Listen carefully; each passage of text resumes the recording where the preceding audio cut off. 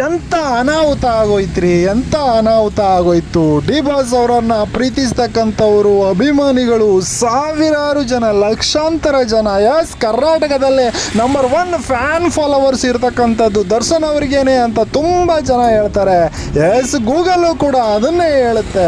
ಆದರೆ ಸ್ವಾಮಿ, ಇವತ್ತು ಒಬ್ಬ ಪವಿತ್ರ ಗೌಡಳಿಂದ ದರ್ಶನ್ ಅವರ ನೇಮು ಪೇಮು ಎಲ್ಲವೂ ಕೂಡ ಬೂದಿಯಾಗೋಯ್ತ್ರಿ. ಬೆಂಕಿಲಿ ಎಲ್ಲವೂ ಕೂಡ ಬೂದಿ ಆಗೋಯ್ತು.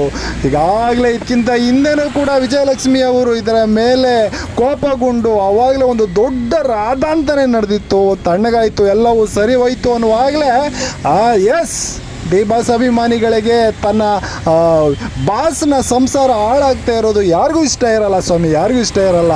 ಆ ಒಂದು ನಿಟ್ಟಿನಲ್ಲಿ ಎಸ್, ಆ ಹುಡುಗ ಆ್ಯಕ್ಚುಲಿ ಪವಿತ್ರ ಗೌಡಳ ನಂಬರನ್ನು ಕಲೆಕ್ಟ್ ಮಾಡಿ ಅವಳಿಗೆ ಹೇಳಿದ್ದಾನೆ, ಬುದ್ಧಿವಾದವನ್ನು ಹೇಳಿದ್ದಾನೆ, ಕೆಟ್ಟದಾಗಿ ಕೆಲವು ಬೈದಿದ್ದಾನೆ. ಆದರೆ ಅದು ಯಾವ ಮಟ್ಟಿಗೆ ತಿರುಗಿದೆ ಅಂದರೆ ಇವತ್ತು ಎಸ್, ಡಿ ಬಾಸ್ ಅಭಿಮಾನಿಯೇ ಡಿ ಬಾಸ್ ಅವರ ಕೋಪಕ್ಕೆ ತುತ್ತಾಗಿರ್ತಕ್ಕಂಥದ್ದು ನಿಜವಾಗ್ಲೂ ಸಹಿಸೋಕ್ಕಾಗಲ್ಲ. ಇದರ ಬಗ್ಗೆ ನೀವೇನಂತ ಇದ್ದೀರಾ, ಕಮೆಂಟ್ ಮಾಡಿ.